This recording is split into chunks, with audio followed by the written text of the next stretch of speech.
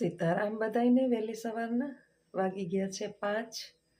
આજે થઈ ગયું ઉઠવામાં મોડું અને ચા મૂકી દીધો ગરમ.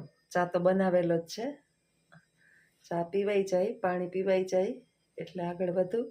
આજે તો છે ને બેઠી બેઠી સોફા ઉપર એમનામ ડ્રેસ બદલાવ્યા વિનાની એમનામ સૂઈ ગઈ હતી, નાઇટ ડ્રેસ પહેર્યા વિનાની ડ્રેસ પહેરીને.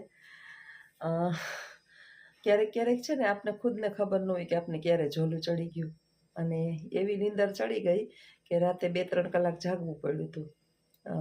1થી લગભગ 4 વાગ્યા સુધી જાગી અને પછી એકદમ સોફા ઉપર બેઠા બેઠા ઝોલું ચડી ગયું. બેઠા બેઠા સૂઈ રહી, સીધા થઈ ગયા 5 અને થઈ ગયું છે આજે ઉઠવાની અંદર મોડું. તો ફટાફટ કામ કરી લઉં, ચા પાણી પી લઉં. ત્યાં બા જે છે એ ઉઠી જાય તો એને નાસ્તો પાણી કરાવી લઉં. રોટલી પણ ઘણી બધી બનાવવાની છે, બા માટે ને ઘર માટે ને મારા ગલુડિયાઓ માટે. થોડીક રોટલી ટાઢી પડી જ. હવે એમાં એવું થાય કે કૂતરા છે ને વધી ગયા છે અને હું થઈ ગઈ એકલી બનાવવામાં, એટલે બધાને પહોંચાતું નથી. એટલે ટાઢી રોટલી પડી હોય ને એ પછી ગાયને ઓછી દઉં. ગાયને તો બિચારા ઘાસચારો ખાય, ગાયની 1-2 રોટલી જ દઉં. વધારે ગાય તો ગમે એટલી રોટલી દો, ગાયું ના ધરાય. રોટલી અનાજ જે છે ને એ જો કેવા રોવે છે કૂતરા બારોબાર. બિચારા આપણે એમ કહીએ કે કોઈ માણસ છે ને એ મૃત્યુ પામવાનું હોય ને એટલે કૂતરા રોવે. કૂતરા બિચારા છે ને ઠંડીને કારણે રોવે, વરસાદને કારણે રોવે ને ભૂખને કારણે રોવે. એને કંઈક દુઃખ થતું હોય ને એટલે રોતા હોય. બાકી કોઈ મરવાનું હોય ને કૂતરા રોવે ને ખબર નહીં. એ વાત તો હું 100% કદાચ દેખાતા હોય યમરાજને, પણ જોઈએ. ચાલો આગળ વધીએ વિડીયોની અંદર, કામકાજ કરી લઈએ જે હોય એ આગળની માન્યતા. ચા થઈ ગયો છે, હાલો પી લો, પછી આગળ વિડીયોની અંદર બન્યા રહેજો. લોટ બંધાઈ ગયો, 30-40 રોટલીનો લોટ બાંધ્યો અત્યારે. અને હવે રોટલી ચાલુ કરી દઉં. આજે છે ને વિડીયો બન્યો જ નહોતો, નવરી જ નહોતી થઈ આખો દિવસ. મારા નણંદ આવ્યા હતા, મહેમાન બેઠા હતા, પછી વિડીયો બનાવવાનો ટાઈમ નહોતો મળ્યો. અમુકને વિડીયોમાં આવવું ગમતું હોય, અમુકને ન આવવું ગમતું હોય, એટલે આપણે કોઈ હું આવે ને ત્યારે વિડીયો ન બનાવું. માણસ બીજા બધા યુટ્યુબર જે છે ને કોઈ મહેમાન આવે ને ત્યારે વિડીયો બનાવે, હું ન બનાવું. આપણે ઘણાઈને ન ગમતું હોય વિડીયોની અંદર આવવું, ને કોઈને પૂછ્યા વિના તો આપણે વિડીયો ચાલુ કરી ન દેવાય. એટલે વિડીયો બન્યો જ નહોતો, એટલે અત્યારમાં ખેંચ પડી જાય ને તાવડી માંડી દીધી. રોટલી કરવાની છે. હું કરું એ જ અજ્ઞાનતા, સકટનો ભાર જેમ શ્વાન તાણે. આ જગતની અંદર જે છે ને માણસને એવું અભિમાન છે કે આ પૃથ્વી ઉપર હું કરું ને, હજી તાવડી તપે છે ત્યાં સુધીની અંદર વાત કરી લઉં અને રોટલી કરતી કરતી વાત કરતી જાઉં. આ જગતની અંદર મનુષ્યને એવું છે કે હું કરું ને એ જ થાય, તો જ આ પૃથ્વી ચાલે. હું હોય તો જ આમ થાય, હું હોય તો જ આમ થાય, પણ વાસ્તવિકમાં એવું હોતું નથી. ગાડાની નીચે કૂતરું બેઠું હોય ને તો એનો અર્થ એવો નથી કે કૂતરું જે છે એ ગાડું ચલાવે છે. ગાડું તો બળદ જ ચલાવે છે. આ કૂતરાનો ભ્રમ છે. ખરેખર ગાડું ચલાવનાર ક્યારેય કૂતરું ના હોય, બળદ હોય. એમાં પૃથ્વી જે છે ને એ આપણાથી નથી ચાલતી. આ પૃથ્વી લક્ષ્મીનારાયણથી ચાલે છે, પાલનહારી છે. આપણે માત્ર નિમિત્ત બનીએ છીએ. અમુકના મનની અંદર વિચાર આવે કે મારે આ પુણ્યનું કામ કરવું છે, અને એ વિચાર આપણા મનની અંદર લઈ આવનાર ભગવાન દ્વારકાધીશ છે. એની કૃપા વિના તમે કોઈને કાંઈ આપી ન શકો અને કાંઈ કરી ન શકો પુણ્યનું કામ. એટલે મનની અંદર વિચાર આપને સારા અપાવનાર પણ આપણા ભગવાન દ્વારકાધીશ છે.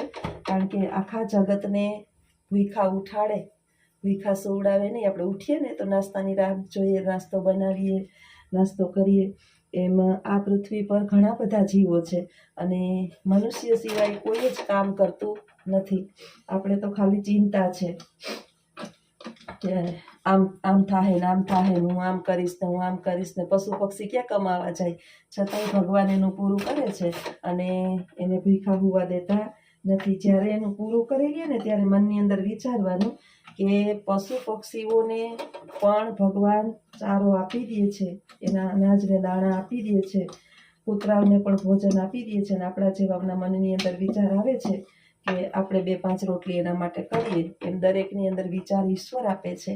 આપણે મહાન નથી, ભગવાન મહાન છે.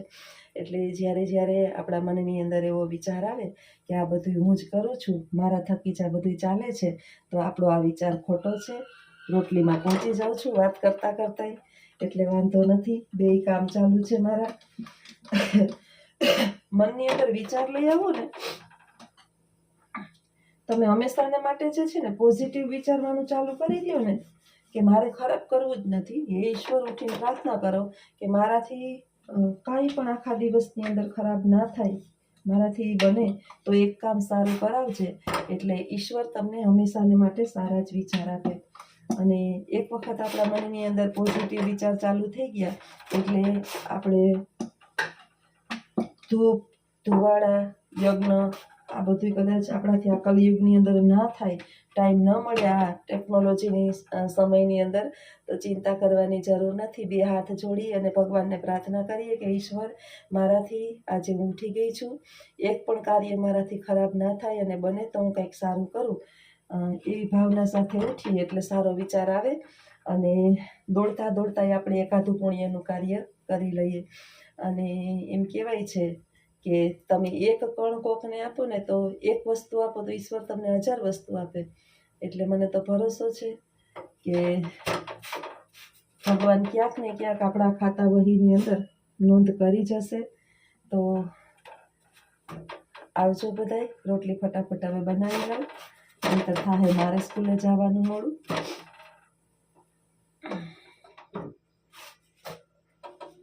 આવજો બધાય. સીતારામ બધાયને. રોટલી થઈ ગઈ, વાગી ગયા છે હવે 6:30, અને અજીત આવે એટલે નાસ્તો કરી લઈએ. બા હજી હુતા છે. અજીત પાછો આવી, જો ઉઠે ને બા તો હું નાસ્તો કરાવી દઉં, નહીં તો અજીત પાછો આવી અને નાસ્તો એને કરાવે, કારણ કે એ પછી 12:30 લગી ઘરે રહીએ. હું આવું ને ત્યાં સુધી અજીત નથી આવતો, મને તેડવા જ આવે ખાલી. એ ધંધે રિક્ષા હાંકવા જતો નથી. હવે હું એક જ નોકરી કરું અને ઘર હાલે છે. કાંઈ વાંધો નહીં, ઈશ્વરની જેવી મરજી ને બાની જેટલી આયુષ્ય. પણ એ 100 વાતની એક વાત કે આપણા કિસ્મતની અંદર જે છે ને હોય ને, તો એક કમાતું હોય ને તોય અઢળક હોય, અને 5 કમાતા હોય ને તોય કાંઈ ન હોય. એટલે સંતોષ રાખી અને જીવન જીવીએ અને જીવવા દઈએ. માણસ ખબર નહીં કયા અભિમાનની અંદર જીવે છે કે મારા જેવું કોઈ નહીં, આ પૃથ્વી પર હું જ મહાન, હું જ આમ, હું જ તેમ, મારા થકી જ આમ થાય, મારા થકી જ આમ થાય, હું જ બુદ્ધિશાળી. આપણે બુદ્ધિશાળી છીએ ને એમાં કોઈને કાંઈ વાંધો નથી.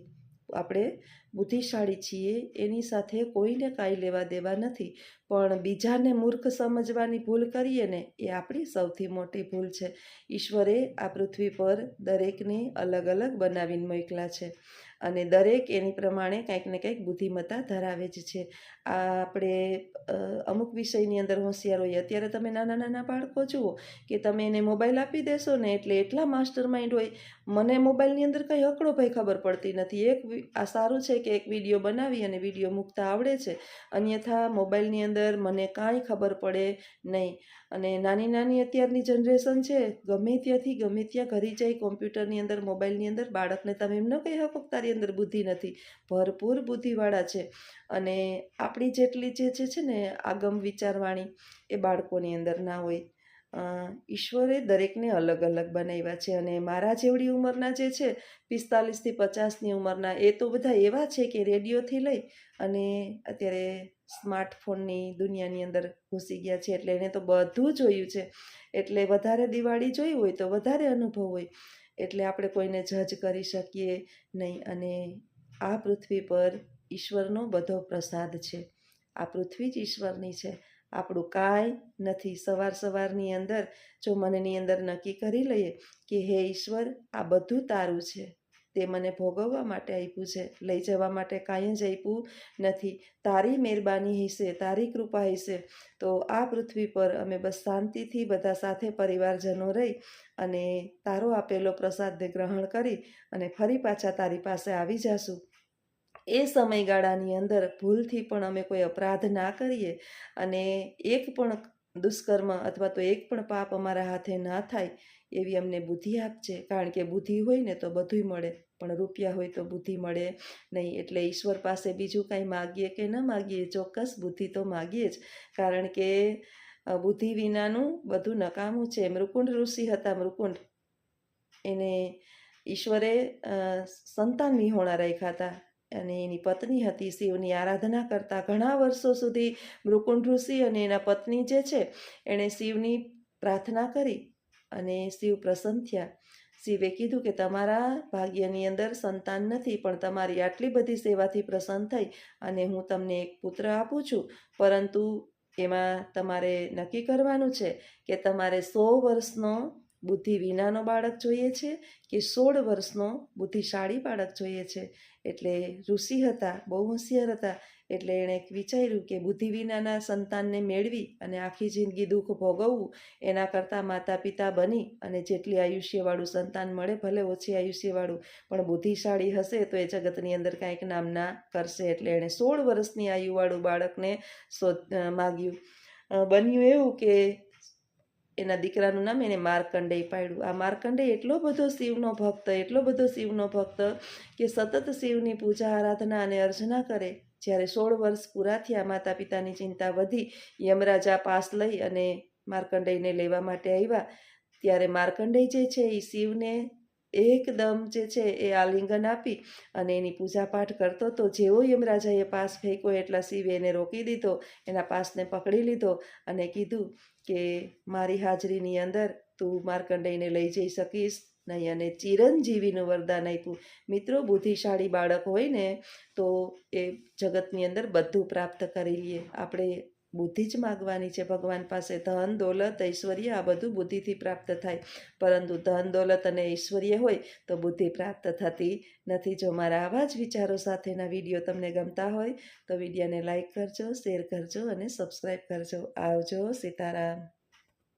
આ જો એક વખત જઈરું ને ત્યાં જયણી થઈ ગઈ ગરમ, ઉપર માખણ આવી ગયું અને પાછી હજી ઉપર ઘણું બધું માખણ છે. આ માખણ છે ને અત્યારે મારી પાસે ટાઈમ નથી, અત્યારે થાય છે મારે મોડું, એટલે હવે પાછું આવી અને ઝેરી નાખીશ. એટલે હજી એક વાટકો એક જેટલું માખણ નીકળશે. એટલે એને હવે સાદું ખાવામાં આપણે રાખી દઈએ. કાધો વાટકો માખણ હોય ને મજા આવે ક્યારેક ક્યારેક માખણ ખાવાની. હજી ઘણું બધું જો આની અંદર માખણ છે. એટલે હજી એક વખત બ્લેન્ડર આની ઉપર ફેરવીશ. બ્લેન્ડર થઈ ગયું હતું ગરમ, પછી ઉપર જેટલું માખણ આવ્યું ને એટલું કાઢીને મારે ઘી જરાય થઈ ગયું હતું, હાવ નહોતું, એટલે ઉતાવળ હતી, નહીંતર તો રાહ જોત. તો આ છાશ પછી આપણે ખાઈ ન હગીએ, સેજ કડછી લાગે. મલાઈની છાશ હોય ને સેજ કડછી લાગે. એટલે હવે છાશ ખાહે, ગાયું પી જાહે, કૂતરા પી જાહે. કૂતરાઓને બહુ ભાવે આ છાશ મલાઈવાળી. મલાઈની ઘીનો સુગંધ આવતી હોય ને. 15 કૂતરા છે, વારા ફરતી બધાને 2-2 વાટકા પીવડાવી દે ને એટલે બધા આજ આનંદમાં આવી જાય કૂતરા. તો હવે છાશ નહીં મૂકી દઉં એક બાજુ. શાકભાજી હાંજના લઈ રાખ્યા છે, સાંજે શાકવાળો નીકળો તો અત્યારમાં છે ને રેડી કરી રાખું. આજે સાંજે કહું તો ખરી કે એટલી બધી થાકી ગઈ હતી ને કે બધું પડતું મૂકી શાકે, નહીં તો હું સાંજે આ બધું બીટી નાખું ને તૈયાર કરી રાખું. આજે કાંઈ થયું નથી. ઓલા પાસે કેરી છે ને નાની નાની, અત્યારે કેરી સરસ આવે.